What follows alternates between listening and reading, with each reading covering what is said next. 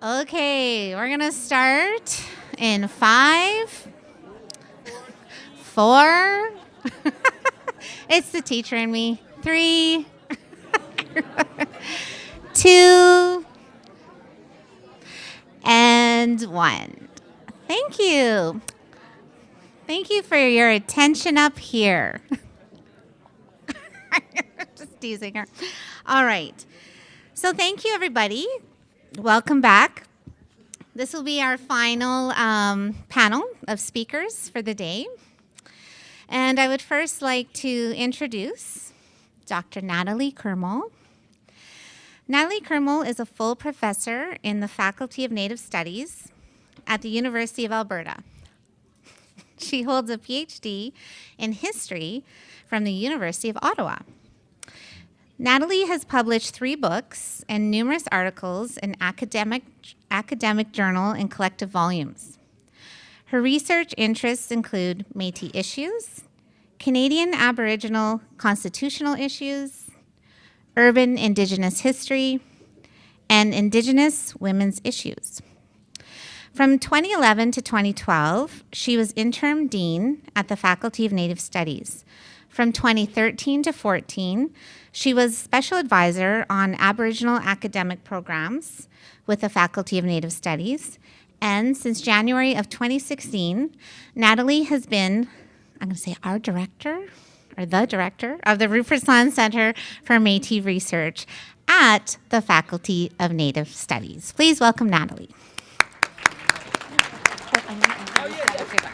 All right, just kidding. So I'm going to go ahead and introduce Tara Joly, who, no, I'm not. I'm going to introduce Almer, Waniandy. Hope I got that right.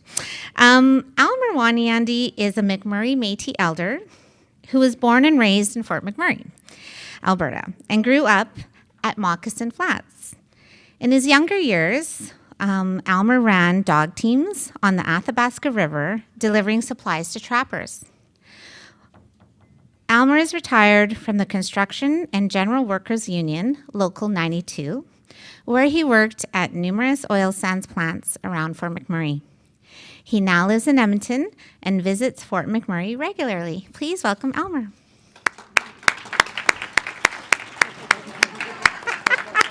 Woo! All right.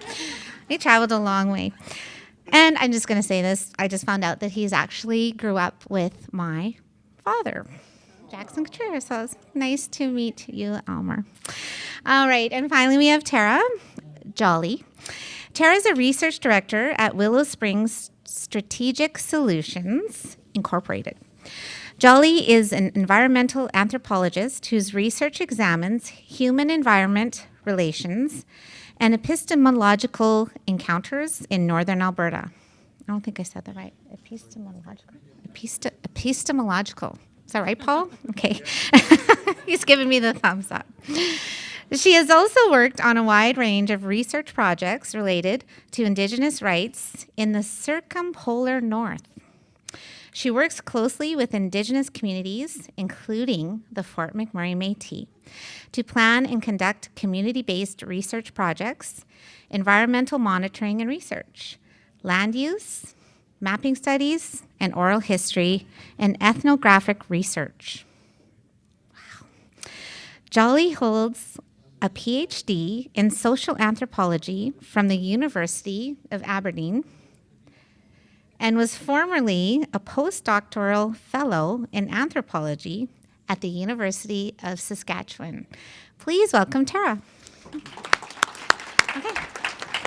So we're going to start with Dr. Kermoal.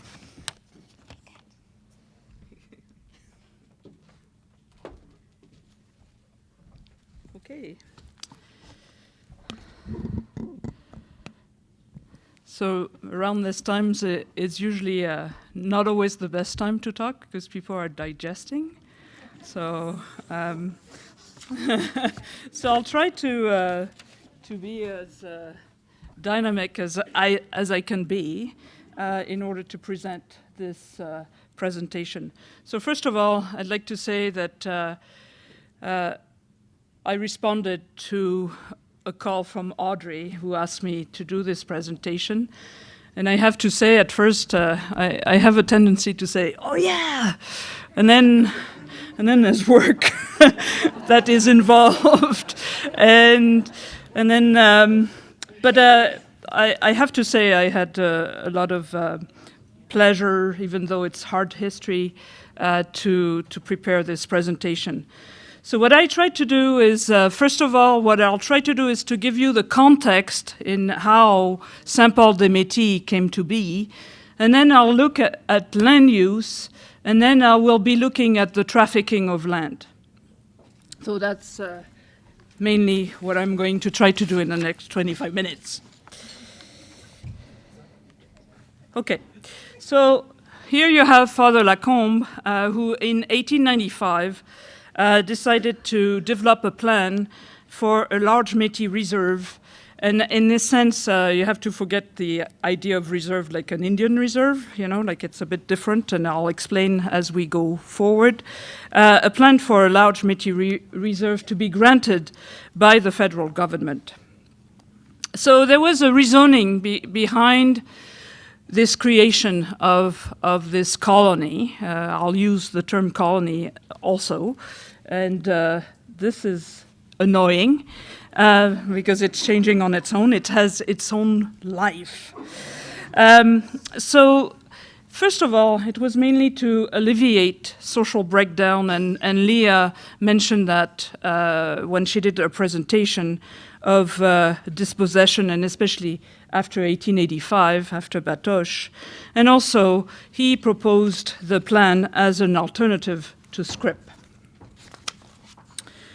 So, Father Lacombe, in 1891, so I did a lot of research on his writing, and he writes often to his bishop. I guess that's normal for a priest, and to Bishop Grandin, and he indicates that he worries about the future of the Métis, and he stresses the bad influences of white people, and mainly, when it comes to the future of the Métis, there's a lot of things that are changing, especially what we call Alberta today, in the sense that there's hunting laws and fishing laws that are being passed, and they are restricting people into their movement and into their abilities of either hunting or fishing, depending. So that means that people end up being in some difficult situations, some families, and he reiterates his worries to his bishop, in January 1895, and he adds that there are a number or numerous families around Edmonton and Calgary and Lethbridge and Fort Macleod that live difficult lives, and he says that those lives are more difficult than the First Nations at the time. He also mentions families that are living in Montana, Métis families that are living in Montana, and of course he's a priest. So nomadism is not his favorite word. And he wants to settle people down, and he wants to call upon the Métis that are living in Montana to bring them north and eventually settle somewhere in Alberta in order to be able to have influence on them. At the same time, and you have to look at the larger history also, the Catholic Church was very worried about what the Protestants were doing. They were their competition. So they were running some kind of a marathon together, and they didn't know exactly who was going to win. And so he was worried mainly around education. And he was hoping that the Catholic Church would have, would manage to be the chosen one by the government to lead educational projects. The thing is, when we look at the alternative to Scrip, Lacombe, in his writing, and it's true throughout the 1880s, throughout the 1890s, he denounces Scrip. he really sees the cupidity of the Scrip speculators, and he tells the story in newspapers. So this is one excerpt. And for him, something needed to be done. So he will come up with a plan to gradually transform Métis individuals into farmers. And, sorry, this is annoying, but at first, and this links to what Keisha told us, he thought of Buffalo Lake.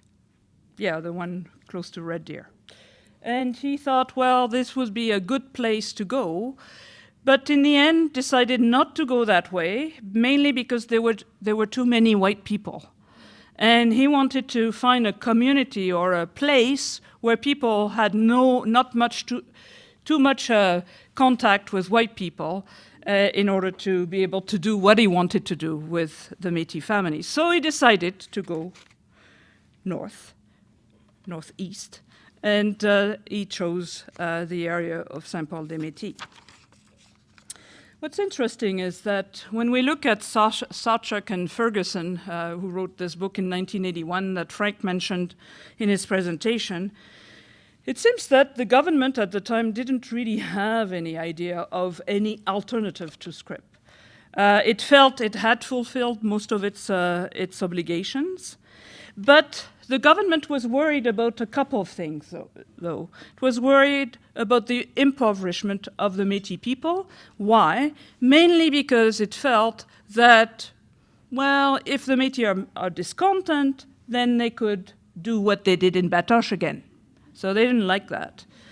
And then there was also the fact that, well, they didn't want to address the real cause of the impoverishment of the Métis people, like the losses in Batoche, the fact that there was Scrip fraud, and also the fact that there were some changes, economic structures that made people poorer.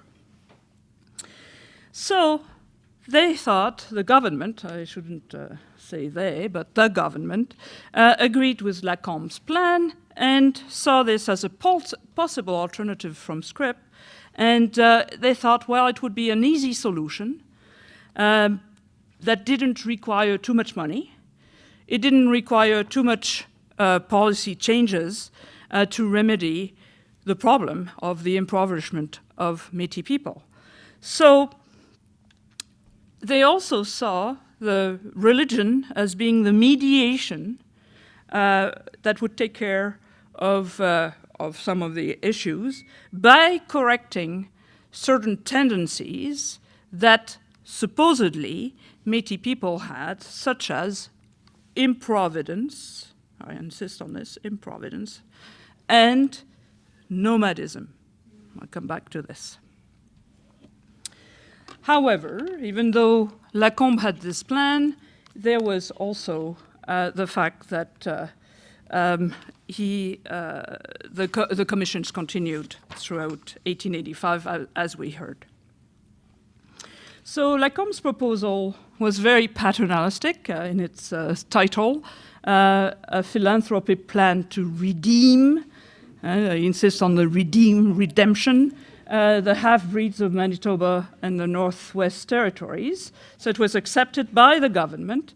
And then on December 28th, 1895, there was an order in council that was passed and established Saint-Paul-des-Métis on a 21-year lease. So that's the story. So once that was done, then there were a number of townships that were created, and there were some sections of land that were kept for the church, and the government allotted $2,000 to buy seed grain and implements, and then the Métis were supposed to become self-sufficient agrarian. And then the structure, when we look at the structure of Saint-Paul-des-Métis per se, well, there was not much Métis governance in there. It was mainly, the clerics that were, looking over this specific colony.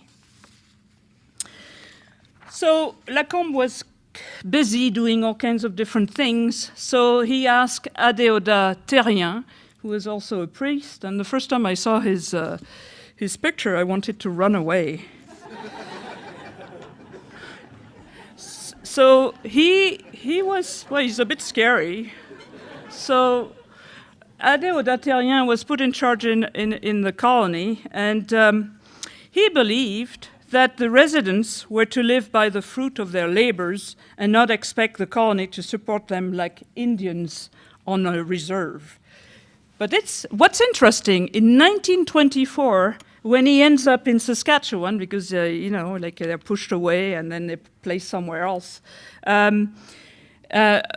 for a region, Onion Lake, he says that, people should have been put into reserve, like Indian reserve, with agents, instructors, residential schools to initiate them to agriculture and sedentary life. So I guess one changes its mind very quickly. But I think in part this has to do with what happened in Saint-Paul. So Lacombe does not waste any time. He puts ads in newspapers, in Cree, in French, and in English. And then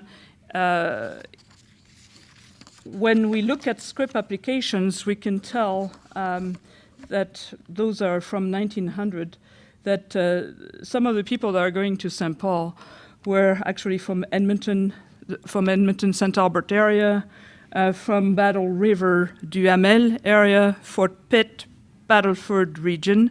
Some had withdrawn from treaty, and some families came from Montana. So of course, it would be very important to actually try to do a very in-depth study of these Scrip applications, but nobody has done that yet. So each family was supposed to receive first 40 acres of land, but a Northern Council increased the size of 80 acres in 1896. Then there was livestock, agricultural equipment, access to hay, grazing, and woodcutting that was supposed to be part of that. And then what we're seeing is that the first year there were 30 families. Then we go to 1904, 80 families, but by 1908, there were 63 families in Saint-Paul-des-Métis. In 1899, the Grey Nuns established a boarding school, and then the kids are going to put it on fire in 1905. I'll come back to this. So this is a map. This is a map of St. Paul, and we see the names of some of the people. I don't know, you might not see that well. But the thing is, what you have to realize is that by 1908, the Métis leases were terminated. And 2 years later, the colony was opened to French Canadians.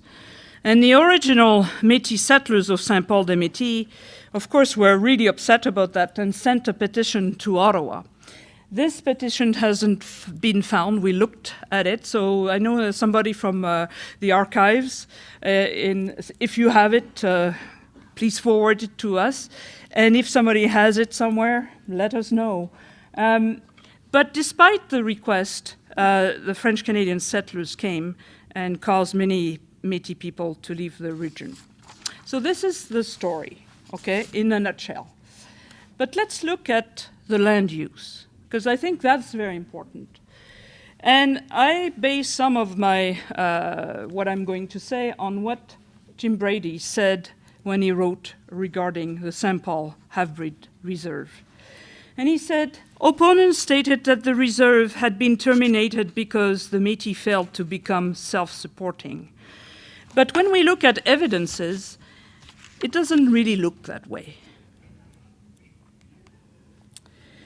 First of all, I'm always shocked when I read about St. Paul by the fact that we have the impression that there were no Métis families that were living in that area before even the reserve was open, which is not true, of course. There were like a lot of Métis free traders that were living in the region way before St. Paul was created, and the Desjardins and the Cardinal were living in that area. And also, it's a region that is renowned for its good fishing.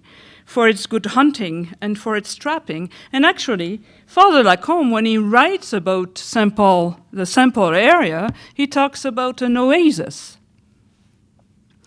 Also, according to Brady and Adrian Hope, Saint-Paul got its name from Saint Paul Cardinal, who in 1884 erected a cabin. It was known as Saint Paul's Place among early Métis in the region. And also, when we look at the correspondence of Father Lacombe, he does mention, when he's still writing to his bishop, he does mention that actually there were already a number of families that were living in that area, and that these families were planning on staying there and continuing on living in the area. Also, what we find when we look at evidences, and I will connect with what Alice said earlier about the corridors, what we're seeing is that Saint-Paul-des-Métis people were actually traveling back and forth to Wolf Lake, which was for a while a wintering camp, for hunting and trapping, but also for whitefish. And when we look at the correspondence of Father Terrien, he does talk about the fact that he's encouraging the Métis people to go to Wolf Lake, to Lac du Loup, Wolf Lake, in order to go fishing on fishing expeditions. And he does that regularly with people, so then people can prepare food for the winter. Also, in his report, Routin, who was agent of the Dominion's land in Edmonton, a report that he wrote in 1899, he says that there's a lot of pike, abundance of pike in the area, that there's a lot of timbered land for construction and fencing, that the soil, and I underlined, of excellent quality, and that's important because that's what will attract, to open Saint-Paul for general settlement, and that the Métis had under cultivation 363 acres, and that they were cultivating wheat, barley, oats, and they also had gardens, like vegetable and potato gardens. We also know that there were some pigs, and that Terrien brought the pigs and then exchanged that with the inhabitants in order to get free labor. And that they had plows and harrows and disc and binder and mower, and that they were building in 1899, they were actually 1898 when the agent came, they were building a grist mill in order to be more self-sufficient. But he does say that farm implements are missing to cultivate more, and that in the next years it will be important for the colony to have more farm implements.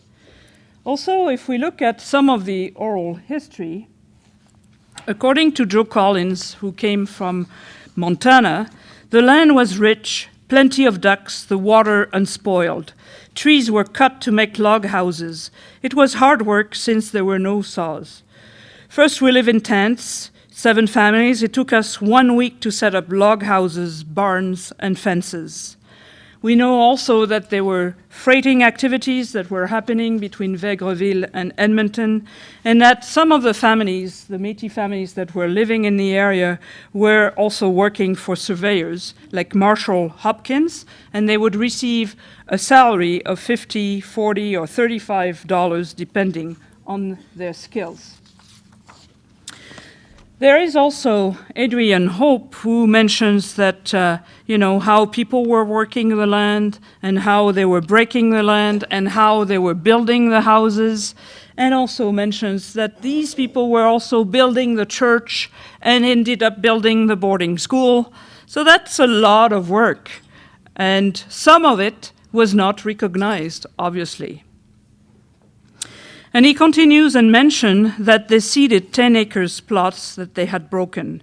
And Brady adds that some of the families had cattle and horses. And when you look at the numbers, I don't know if you can see them, I can't even see them on my, but in some cases people had like 1,300 head of cattle That's a lot. Well, it seems to me, like I'm not a rancher of any kind, but I mean, And the same with horses, and so some of the families, the Laframboise and the Garneau and the Poitras, had quite a lot of cattle and horses, and some of them had trading posts. A document signed by Prime Minister Wilfrid Laurier in 1899 also concludes that the efforts made by the trustee, so the trustee is the Catholic Church, have been successful.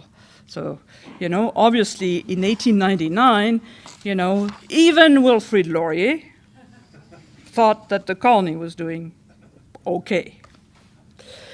But the thing is, things start to change, so when you read the correspondence, when you read some of the documents in the archives, you realize that, people are always trying to find the failings of the Métis, and will bring that out as soon as something is not going well. And in 1904, we know that there was a crop failure, but that's nobody's fault, it just happened.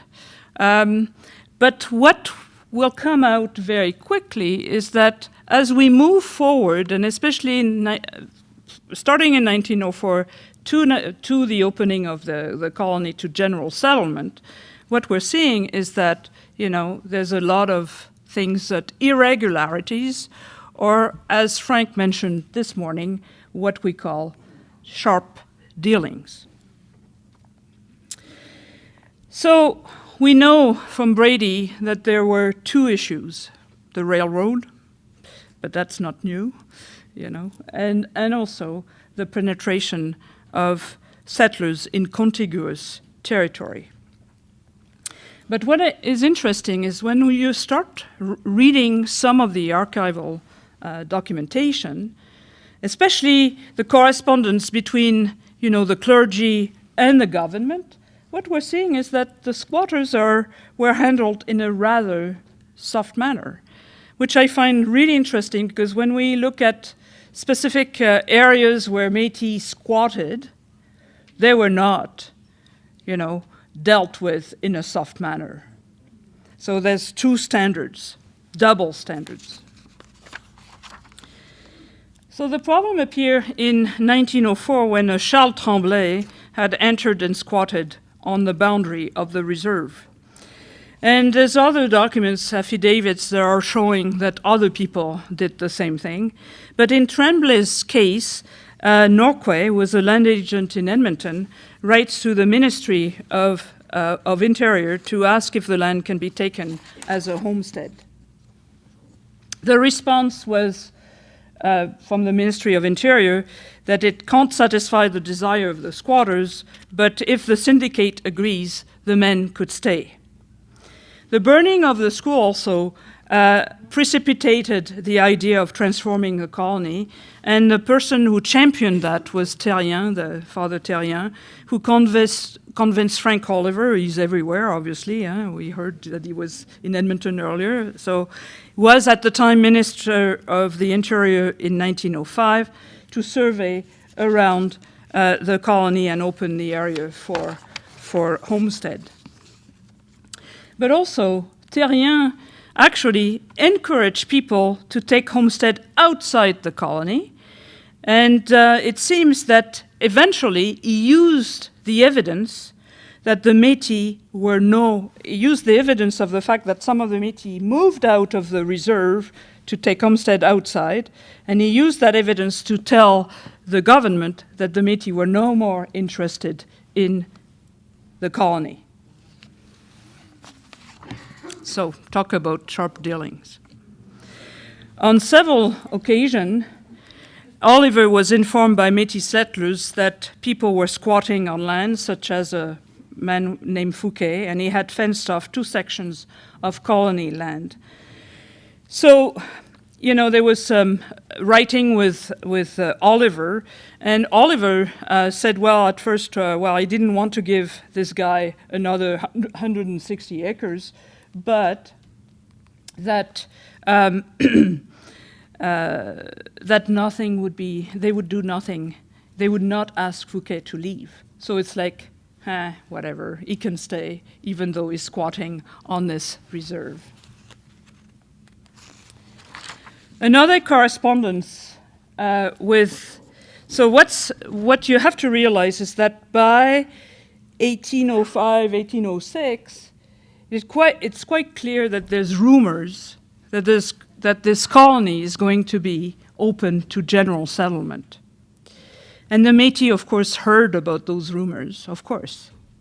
So they write to the Ministry of the Interior, Oliver, and ask what's going on, let us know. And as was said earlier, as Frank said, and also Jason, people were asking questions and demanded answers. And Oliver said in 1907, no, there's no provision that has been made to open the colony. But then by August 11, 1908, an order in council requests the termination of the Métis leases on the land. But the minister says, okay, we're going to close we're going to open the colony, but before, what we need to do is to make sure that we look at the claims of the Métis people. So they sent a guy named Samuel Maber, and in his report, he notes that 63 families had legitimate claims. And it says 20 heads of families settled on 80 acres and received patent for homestead elsewhere. 28 others had 80 acres but had not exhausted their homestead right, eligible to 160 acres of land, and 15 were holding entries for homestead outside of the reserve. He declared that 19 were not residents and had no right for consideration. And most of these people, the 19 people, were unmarried sons that were living with their fathers or elderly fathers who were living with their son. So that meant that in the end, or even sometimes in some cases, people were away, and the wife was away, and then when they came back, they had no claim anymore for their land. And so ultimately they were denied, even though they had resided in the area, they were denied residence.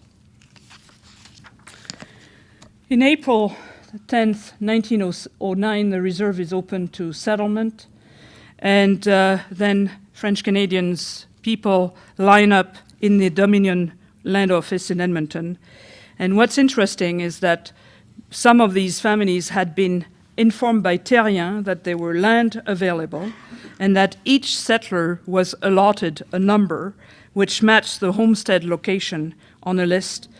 And they said Oliver had one of his employees there, and he sent that employee to the land office in Edmonton.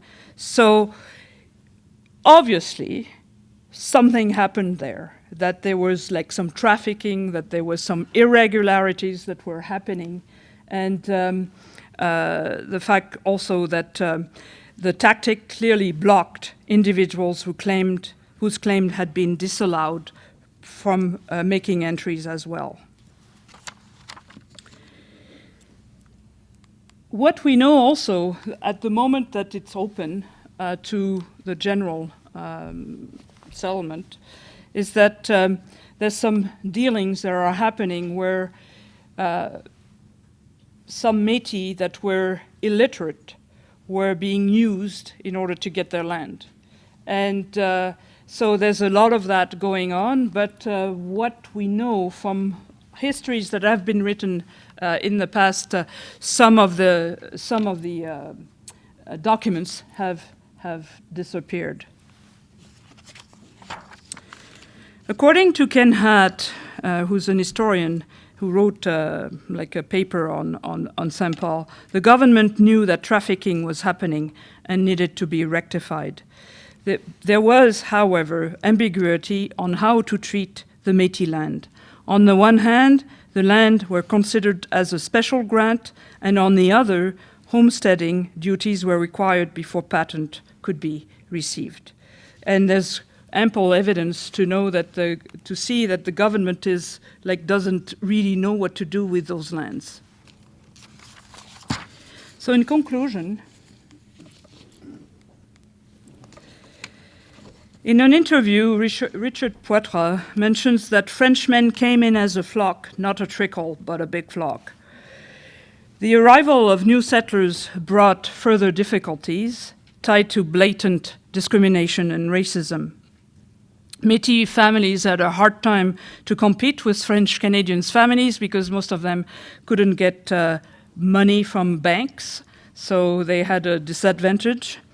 And it pushed many families away from Saint-Paul-des-Métis towards northern Alberta, towards Lesser Slave Lake and Fishing Lake area.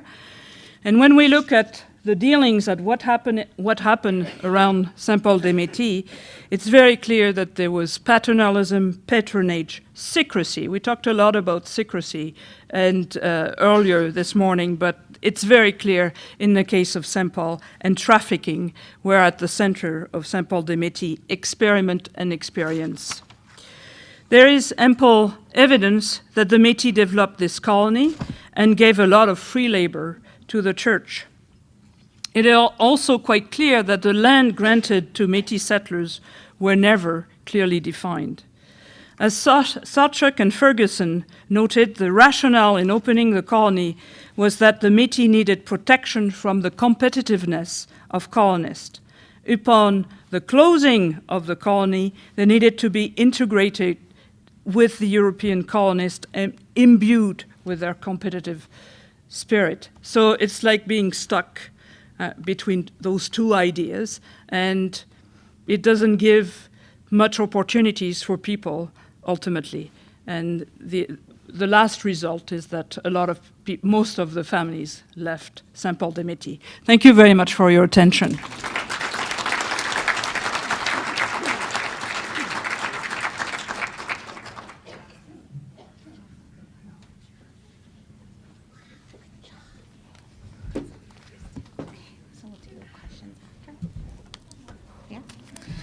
Okay, thank you very much, Dr. Nathalie Como. We'll now hear from, is it both at the same time?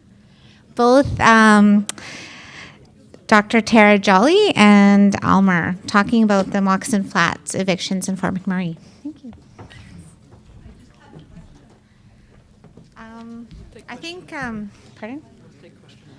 So just respectfully, we're just being directed to wait and have our questions when Dr. Tara Joly and Almer are finished, and we'll have about half an hour or so for more questions. So thank you. Thank you for that. Good afternoon, everyone. So my name is Tara Joly, and I'll be presenting with Almer Waniandy on behalf of myself and also my research partner, Hereward Longley, who couldn't make it today. But this was very much a collaborative work with him as well. And he's working with this story further in his PhD thesis here at the U of A in history. In April 2018, the Fort McMurray Métis Local 1935 tasked us with writing a report about the history of the evictions of Métis people at an area called Moccasin Flats in downtown Fort McMurray. So today we'll be talking about the importance of the place and the story of the evictions. We want to extend thanks to the elders we spoke to for sharing their stories, and especially acknowledge that some of those family members will be watching today online. So thank you for being with us today. We'd also like to thank Bill Ludit, who's here in the audience, who's the McMurray Métis CEO, for bringing this story forwards and for his ongoing advocacy on behalf of the families in his community. So thank you. Before I begin getting into the presentation of the research, I wanted to ask Almer to say a few words.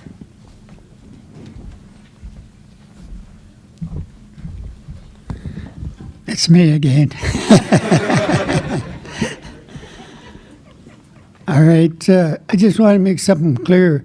I did not live right on Moccasin Flats. I stayed on the edge of Moccasin Flats, but I did do my little snaring of rabbits and everything else along the river of the Snai. And I watched the people that came in from different places like Fort Chipewyan and Fort Mackay. They they spent the summer there on the riverbanks on Moccasin Flats, and there was quite a few of them. And they came together as a family. I mean, from Fort Chip, it's been a long trip for them to come up river because the river is pushing them backwards, and they're traveling pretty hard to get up here. But they made it to Fort McMurray, and they joined with Fort Mackay, and they put their tents, and they had the little houses alongside the riverbank there, and all of a sudden they were asked to leave. I mean, that was kind of sad because there were so many of them. They were all like family.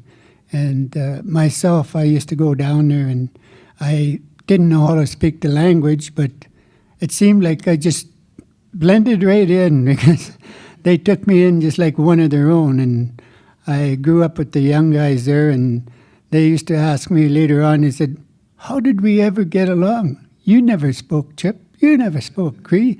And I said, well, I don't know, but we sure made a day of it because we used to fish and swim and, hunt these little rabbits and stuff like that. And I used to haul water from the Snai and fill up my water barrel at home, and this was my job. I mean, Dad gives you a job of getting the wood supply and everything for Mom there, and you get it done, and there's no talking back, right? So this is how I learned to survive. And then after all that happened, I see these people getting pulled out of there, and I mean, it was kind of a sad deal because you miss your friends and everything else, and then you see them getting bulldozed over, and it was sad. It was very sad. I didn't know who had the right to do that to them, but they deserve to have something paid back to them for that because, I mean, it hurt lots of families. I mean, very lots of them. Very lots of friends. I mean, it was so sad. I'm telling you, it's hard to talk about.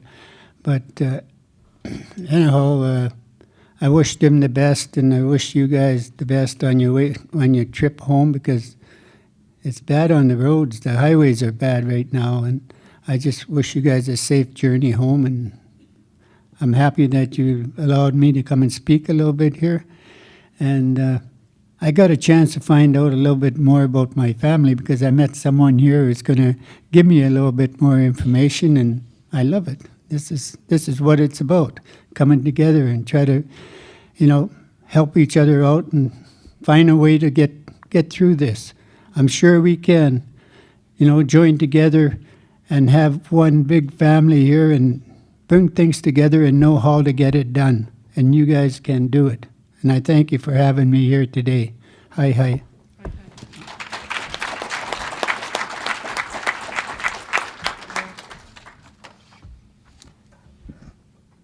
Thanks, Almer, for opening us off and getting us started on the right foot. So in this research, we describe Moccasin Flats as a predominantly Métis settlement along the southern bank of the Snai at its confluence with the Athabasca River. Our research does not preclude other ties that communities had to the area. Between 1975 and 1981, the new town of Fort McMurray collaborated with Northward Developments Limited, the housing arm of Syncrude, to evict Métis families at Moccasin Flats to build the Syncrude Towers, which is a housing tower, or was a housing tower for Syncrude workers, as well as a proposed marina which was never built. By calling Moccasin Flats residents squatters, the town used property law to justify their eviction and ignored the Indigenous identity, history, and rights of the residents. The evictions fragmented the Moccasin Flats community. It also disrupted people's relationships to the land, had cultural and socioeconomic impacts, and has been a source of intergenerational trauma. The evictions at Moccasin Flats were one of many forced relocations of Métis and First Nations people in Fort McMurray from the 1960s to the 1980s. This map shows how Moccasin Flats, which is highlighted in light red, spanned two pieces of land, which are both highlighted in gray: the Clearwater Drive Municipal Road Allowance and River Lot 5, which is the lot where Northward built the Syncrude Towers. Moccasin Flats was a road allowance community. This term originated to describe the Métis communities that settled on road allowances after being driven from their land following the suppression of the 1885 Northwest Rebellion. Without reserve land or anywhere safe to go, many Métis families settled on road allowances, the 66-foot wide strips of land set aside for roads by Crown surveyors for future road development. Métis families who built homes on road allowances lived in uncertainty, never safe from the possibility of being evicted once more to make way for development. Although road allowance communities are commonly thought of as occurring solely on the prairies in the early 20th century, the history of Moccasin Flats shows that road allowance communities occurred in the Canadian North and persisted into the 1980s. As the town rapidly expanded during the development of the oil sands industry, Moccasin Flats became a place of refuge for people who were driven out of other parts of Fort McMurray. Oral history collected for this study tells us that Moccasin Flats was a significant part of the Métis homeland. Neil Slangevin put it this way: "To them, the wooden structures and the tents there were their home. I kind of felt that way about my tent, my little home." Moccasin Flats was not a shanty town or full of squatters, as it was commonly depicted in the media at the time. The elders we interviewed told us that Moccasin Flats was their home, a place where families maintained relationships to each other and the land, and reproduced a cultural way of life. Elders told us that Indigenous peoples have lived at Moccasin Flats since time immemorial.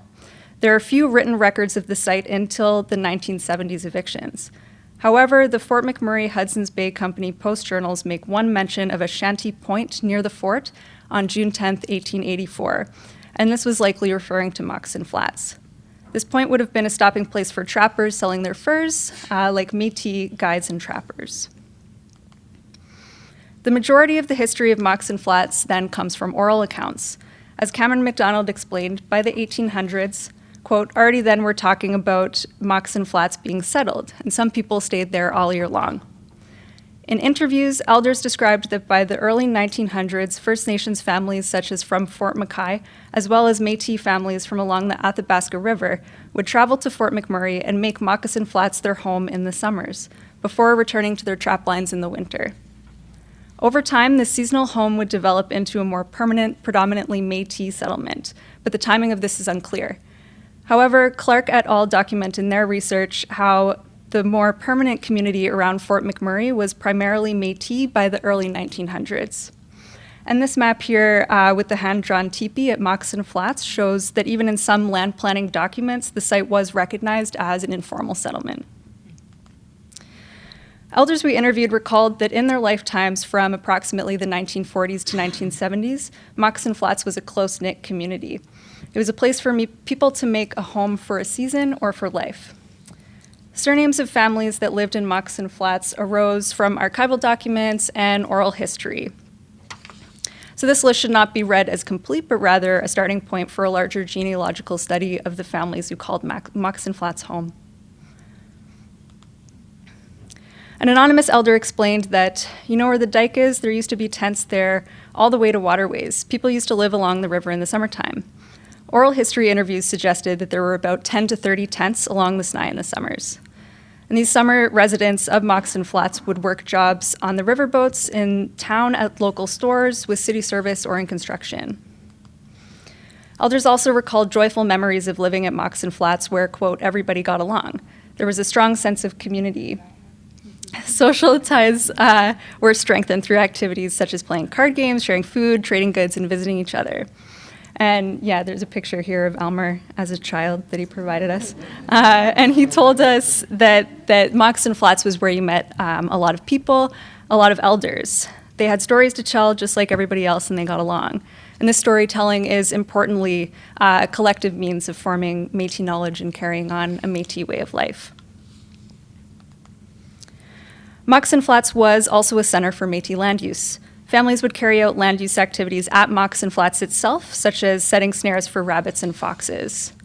With access to both the Clearwater and Athabasca rivers, Moccasin Flats was also an ideal place to stage hunting, trapping, fishing, and plant gathering expeditions. The land use and occupancy of the Moccasin Flats families blankets government trapline maps dating to the 1950s.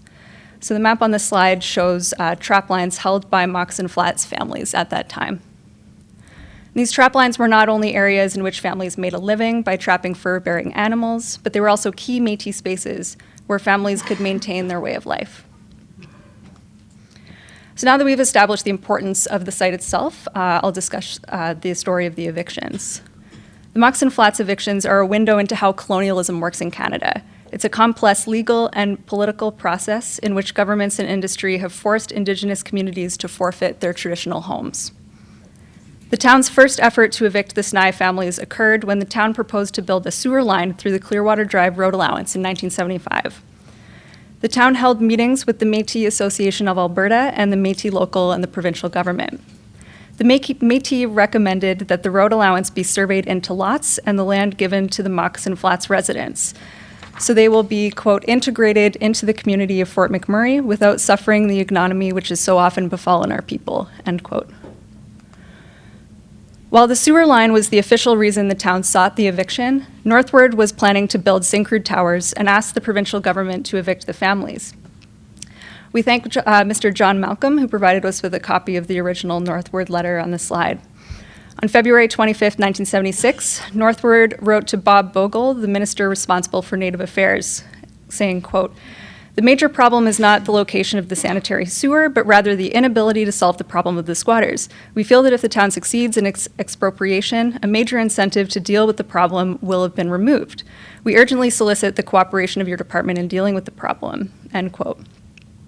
An internal letter from Lorne Mowers at the Department of Indian Affairs to F.J. Watchley, Director General of Indian Affairs for Alberta, stated that, quote, "If necessary, Syncrude is prepared to expropriate the area of squatters and bulldoze the homes." In response to Northward, Alberta Minister for Native Affairs Bob Bogle wrote to Northward VP JPC Elson to say that the province would not evict the Moccasin Flats residents, saying, quote, "It should be understood by all parties involved that I, as Minister of Native Affairs, do not and will not support any form of forceful eviction of the inhabitants of the area in and around the Snai River." The province instead offered to pay for relocation and told the town that it was responsible for giving land to Moccasin Flats families. So like I said, Moccasin Flats spanned two pieces of land, River Lot 5 and the Clearwater Drive road allowance, which is along the river there. In 1977, Northward moved to buy River Lot 5 to prepare for building Syncrude towers. The owners convinced several families living on River Lot 5 to move their houses to the road allowance. Some families living on the river lot may have had adverse possession or squatters' rights claims to that land. In Alberta law, if someone can demonstrate uninterrupted occupation of another's land for a 10-year period, they can claim that land through adverse possession. When the Moccasin Flats families living on River Lot 5 were convinced to move to the Clearwater Drive road allowance, it interrupted their statutory period of occupation. For example, Pat Schott built his house 15 years earlier in 1962 and had squatters' rights and wouldn't leave unless they gave him land somewhere else. Steve Schott, his son, told us that, quote, "They tricked him. They said, well, we're going to develop a pad right over here alongside the banks, and we'll move your house there. Then we'll reskirt it, and then we'll build you a new front porch and a new shed." Finally, he agreed. So they brought a crane in, they lifted the house, sat it up there, blocked it. They were just about to skirt it in that when the city came in and put a stop work order on it because there was no permits. After that, he was illegal, a squatter, end quote. After moving his house, the town excluded Pat Schott from the relocation program.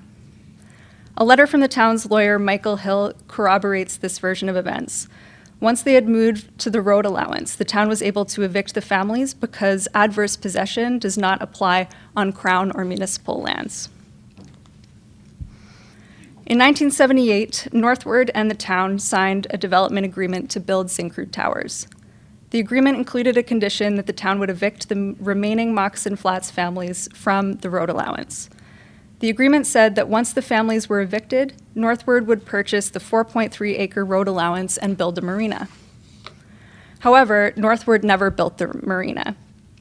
This agreement on this slide, the agreement shows that the town and developers used infrastructure projects as a justification to evict people, and this is a story that we see in multiple places throughout Fort McMurray. The Syncrude Towers were a source of harassment for the Moccasin Flats families. During the construction phase, Northward built an 8-foot fence and a wall of snow to try to separate Syncrude Towers from Moccasin Flats. Alice Armit told Fort McMurray today that the construction workers threw pieces of cement and rebar down from the towers onto the roof of her house, causing damage. She was fed up with all the harassment, noise, and verbal abuse from the Syncrude Towers residents.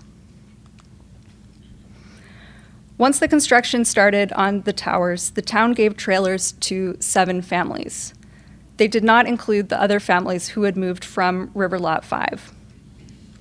Helen Roy explained in a 2009 interview for the Mark of the Métis project how she had worked with the Métis Local and the Nistawayu Friendship Center to ensure that the affected families got housing. She said then, quote, "Evelyn Webb and I, we worked for months, just the 2 of us, and we got Syncrude to donate trailers for every family that wanted it. A lot of them couldn't speak good English, so Chitsy Armit would come with us, and she would be interpreter. People didn't want natives around, let alone to donate to them. So we just got the basics, but enough to get them going, and that was an accomplishment." Before they got the trailers, however, the town made the relocated families sign quitclaims, which is on the slide here, that forfeited their squatters' rights or occupancy rights to Moccasin Flats. The town retained ownership of the land and the relocation trailers.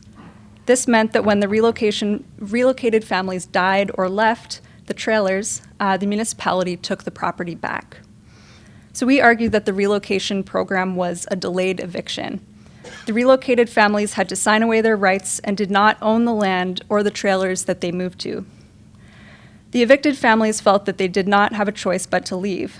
The fact that the Métis Association and Friendship Center worked with the Moccasin Flats families to get these trailers does not suggest that the families condoned the eviction.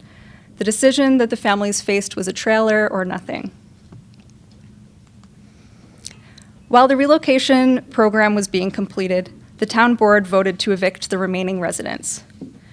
Mayor Ted Mason and town clerk Gerald Brussiers instructed Brownlee Fryatt LLP to commence evictions proceedings against Pat Schott, Ben Powder, and Ron Curie, the people who still remained at Moccasin Flats. Ted Mason wrote to the 3 elders on December 11th, 1978, quote, "The town has made a commitment to clear the Snai area of occupants. In view of the foregoing, I would very much appreciate if you could make arrangements to move as soon as possible." 3 years later, the last remaining families were forced to leave. On May 14th, 1981, Sheriff John Easton and bylaw officer Brian Irvine evicted the Schott family and confiscated a trailer and mobile home belonging to the Powders and the Curries. During the eviction, Pat Schott supposedly pushed a bylaw officer, Brian Irvine, who was removing his possessions from his house. The police arrested Pat Schott. With Schott in jail, the town bulldozed his house. Pat Schott told Fort McMurray today, quote, "I was held hostage while they destroyed my home. I said, give me a place to stay where I own the property and you can't kick me out. They never came back. Why should I have moved? If I had, I would have signed away whatever claims I had on this land. Then where would I be? Right back where I was before, without land and living in a place where the city could kick me out on 30 days' notice." The evictions also triggered protests in the community. Joe Blind, the Métis Association vice president at the time, said at the protest, quote, "It wasn't just a particular group of people who made this country, it was all of us. We just want you, the mayor, and others gathered here to know that we want to be treated like the rest of you. No man should have the right to take another man's land away, especially if it is his home. And that's the issue here. A man's home was destroyed yesterday." So as I discussed earlier, Moccasin Flats was a homeland for all the families that lived there. Being evicted from this home had cultural and socioeconomic impacts for the evicted family, as well as being a source of intergenerational trauma for the families and the broader community. First, the evictions socially fragmented the community. One elder told us, quote, "Everybody knew each other. Once the homes were taken away, well, we moved here and others moved there. Everybody separated." So the evicted families scattered to places like Edmonton, Anzac, Fort Mackay, to the relocation trailers, or outside of downtown Fort McMurray. Relationships to the land were also disrupted. An elder shared that it impacted, quote, my mom the most because of her way of life. That all got affected when you move up to Beacon Hill, because you can't even start a fire in your backyard. So it was like 2/3 of her life were taken away when that happened. Moving away from a place where individuals and family feel at home, where they can freely maintain a traditional way of life, had significant impacts on sense of identity, livelihood, and well-being. These events are also felt intergenerationally. A next-generation Métis woman explained that, quote, intergenerational effects include disconnection to land as well as never having time or healthy resources to heal. I always imagine what it would be like to be able to feel part of a land base with roots and a community of family. I would love to move back and feel a sense of community, but the cost of living and lack of land base leaves me wondering if I will ever return. The evictions also affected housing insecurity and family finances. Elders described how families who were provided trailers were forced to live in what were relatively low standard housing compared to other housings being developed in Fort McMurray at the time. The trailers also remained property of the municipality. Families could not sell their trailer if they wanted to move, and trailers were only granted to the family until the signatory of the agreements passed away. The property, therefore, could not be transferred to the descendants of the Moccasin Flats residents. The result was insecure housing and an inability to make changes to or uphold the property in a meaningful way. Property taxes on the trailers and other housing in Fort McMurray increased exponentially since the 1970s. Individuals had to pay more for housing or were forced to move out of town. Those families who did not find homes ended up homeless. One elder explained, quote, after they kicked us out, we went through real hard times, you know. We struggled to find another place, and we slept in McDonald Island sometimes. We asked interview participants what avenues to reconciliation would look like for the Moccasin Flats evictions.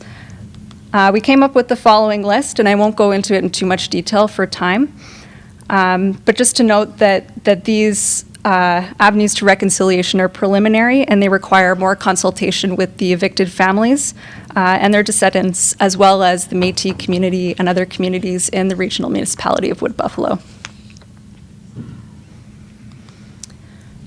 So to close, I'd like to again thank the elders and community members that we spoke to for this project, as well as Lucas Punko, a student at the U of A, who was an invaluable research assistant, the regional municipality for providing us archival documents, and the McMurray Métis board leadership and staff. So thank you for your attention, and thanks for the opportunity to share today.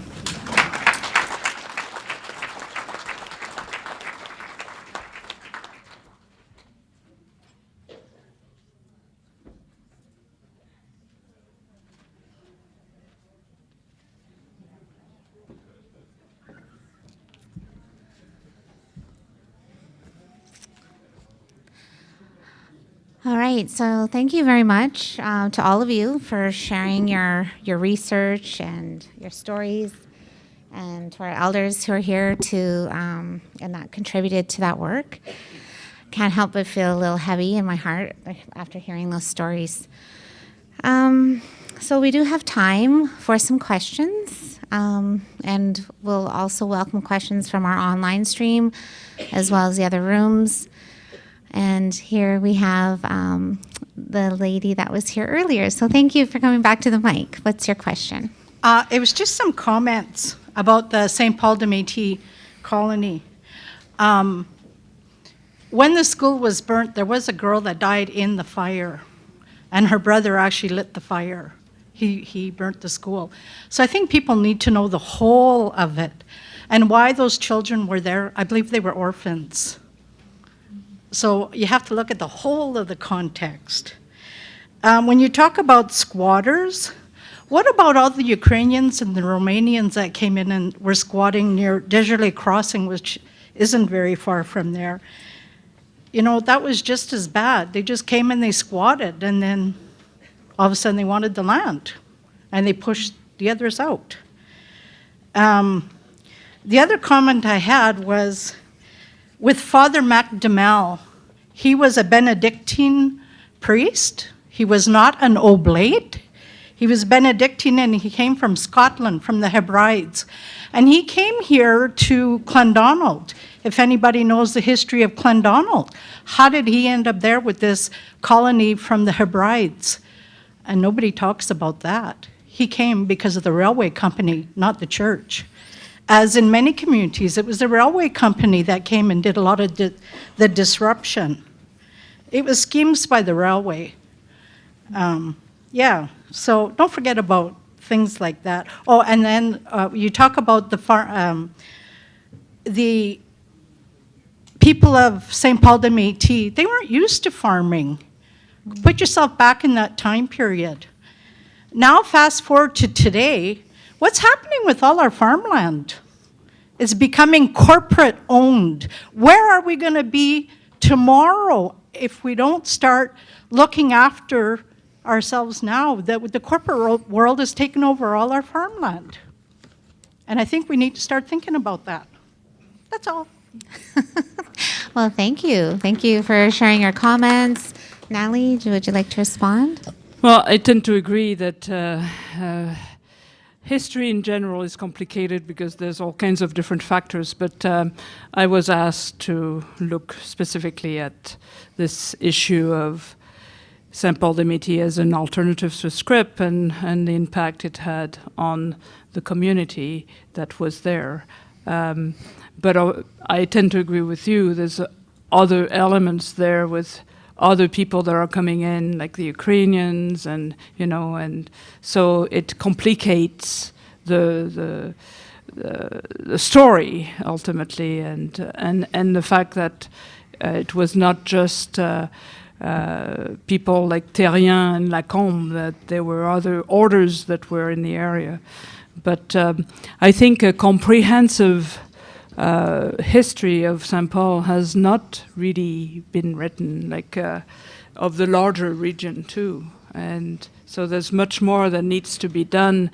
And by just preparing this, I realized that there's so much that we could start looking at, like homestead files, and also having looking at all the Scrip applications in the area, and trying to build the type of history that Ellis and others have shown us today. So, but it takes a long time to do that, and that's my hope, that with the Rupert's Land Center for Métis Research, we can do this type of research and use, our students in order to look at all the different facets of a specific history of a specific region.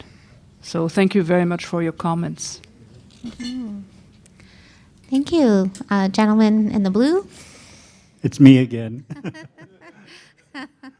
So back when all this, the removal of the so-called squatters was happening, I was there, and I spoke to the last couple families that were being evicted. And the two gentlemen that I spoke with, they were, literally not bawling, but they had tears coming down their eyes while this was happening. And I really, really wished that I was able to help.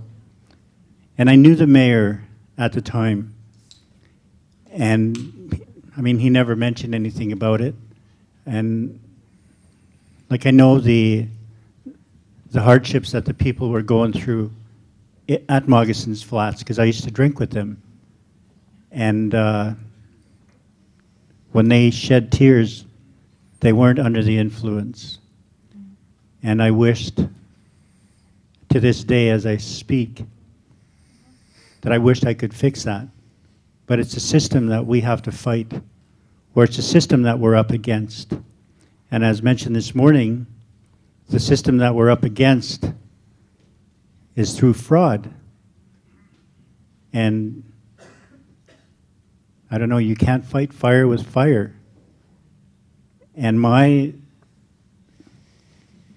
comment here as I stand is, this is our place. And again, going back to the people who were being evicted, I sat with them for hours, just so helpless. And I wasn't even a part of that organization. I was just there, someone who wanted to be friends, because I grew up with elders, and I sat with them. And, I mean, it's hard watching 60-year-olds, 65-year-olds, my age, with tears going down their eyes. It's a sad history. And I guess that's why we're wild. Thank you. Thank you.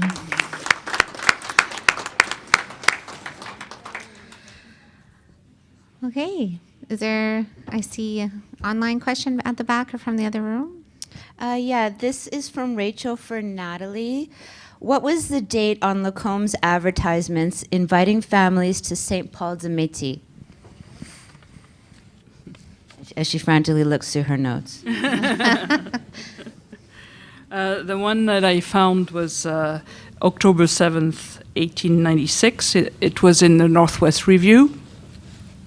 But I know that he published those in all kinds of different newspapers, and there are some advertisement that we see in 3 languages, Cree, French, and English, around that same time. So I'm sure that if you were looking at different newspapers of the time, you would find these advertising. Okay. Thank you. So it seems like there's no further questions. Last chance. No? All right. For right now, we would like to call up all the presenters from the day. So we'll just have these 3 stay here. So that would be our elder Norma Spicer, who opened us up with prayer this morning. If you would mind coming up, I'm going to ask Jen Roster and maybe even Leah, if you don't mind, to come and help. And we have a little something for you for speaking today. President Audrey Poitras. Jason Madden has left the building, but maybe Zach, do you want to come and receive that on his behalf? No pressure. Embarrass you. Dr. Frank Tuff, he's coming back, he said. Dr. Keisha Supernant, Dr. Alice Glaze, and Leah is handing out but also receiving her own. And that's everybody for today. So let's give them all a big round of applause for today. Thank you.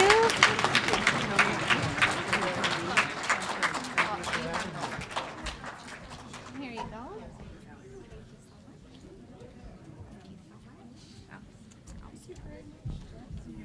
Nice to do it as a group like this, because then people... No? Do you want a picture? Yeah. And I think we'll ask them all to come here and we'll take a picture. I don't know who our media person is officially. Is that you? Oh, here she is. Our official. But feel free yourselves to take a photo as well. She left the building. Now she's back. Sure. Yeah, where would you like them? Oh, okay. Okay. Okay.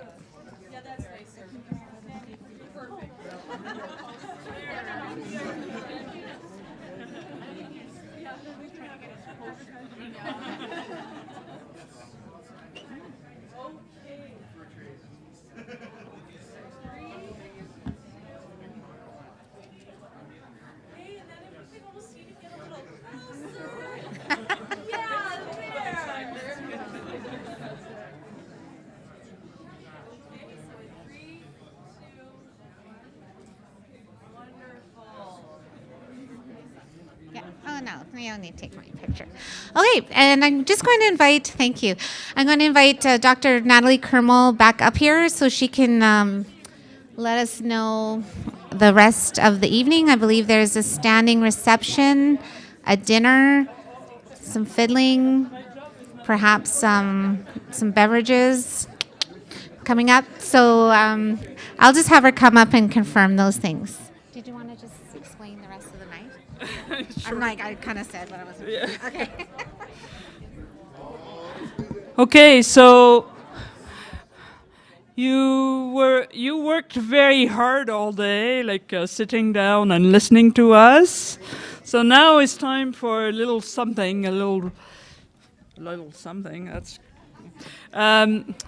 so there's a reception outside, and there's a bit of food, and there's some beverages. Some are more alcohol oriented than others, but it's up to you, but everybody's welcome to, and then continue talking to each other and sharing stories. Thank you. Have a fantastic evening.